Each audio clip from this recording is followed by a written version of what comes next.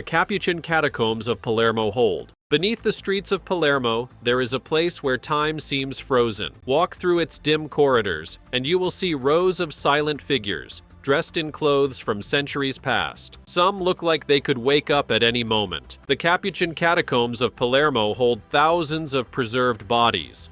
Located in Sicily, Italy, this underground burial site has become a strange tourist attraction and an important piece of history. It all started in the late 15th century when the Capuchin monastery ran out of space in its cemetery. The monks began digging beneath their building, creating a network of crypts. In 1599, they mummified one of their own, Brother Silvestro of Gubbio, and placed him there. The mummification process was unusual. Bodies were dried out on ceramic racks deep in the catacombs. Some were later washed with vinegar.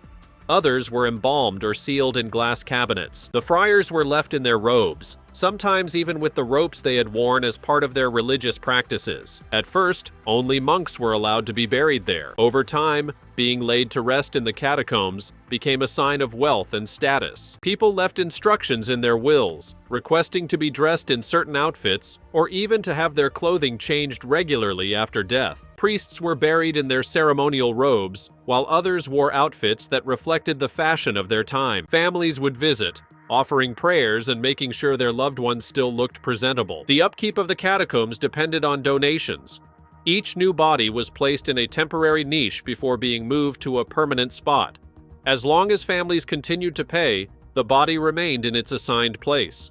If the payment stopped, the remains were moved to a shelf until donations resumed. Today, around 8,000 bodies rest in the catacombs. Along the walls, you will find 1,252 mummies, some posed as if frozen in time. The halls are divided into sections: men, women, children, priests, monks, and even professionals.